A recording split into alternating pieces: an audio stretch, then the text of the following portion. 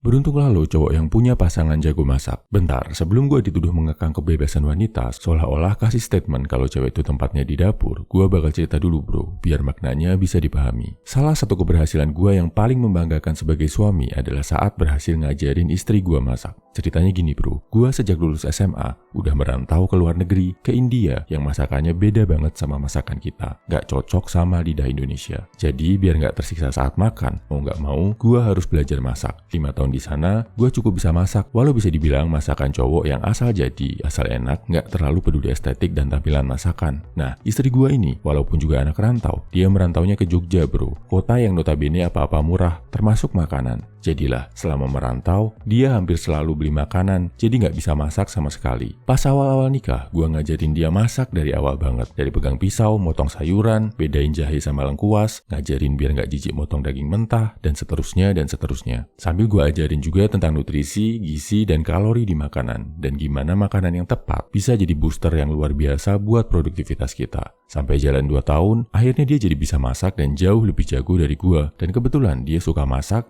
dan bisa aktualisasi diri lewat masak, bikin usaha kuliner, belajar tentang pastry, baking, dan lain-lain. Enaknya gini bro, pertama, jauh lebih sehat. Masak sendiri, lo bisa membatasi gula, garam, micin, minyak dari makanan. Gue juga termasuk orang yang peduli banget sama nilai gizi makanan. Jadi misalkan gue lagi cutting, lagi program nurunin berat biar otot makin kering, sekarang gue bisa request ke istri. Hai istri, gue request ya, menu malam ini kalorinya maksimal 500 kilokalori, proteinnya 30 gram, dan gulanya serendah mungkin. Dan ketika istri gue bisa paham tentang nutrisi ini, bisa mewujudkannya dalam bentuk masakan, otomatis hidup jadi lebih sehat.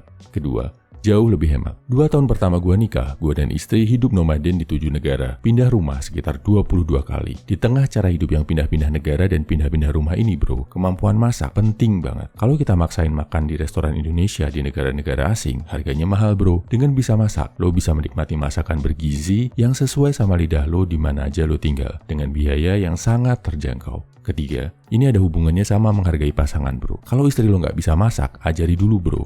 Atau kalau lo nggak bisa masak, sediakan guru masak buat istri lo. Bisa kakak cewek lo, ibu, atau malah sekalian ikutin ke kelas masak. Biar fair, jadi lo nggak cuma sekedar nuntut aja. Kalau di awal masakan istri lo nggak enak, tahan kritik lo bro. Hargai usahanya, masakin dengan keras, belajar dari nol. Jangan sampai lo malah menghina, mencela masakannya. Bisa bikin dia kapok masak lagi. Kasih paham ke dia, selera lo itu yang kayak gimana, yang menurut lo enak itu gimana, tanpa perlu merendahkan usahanya.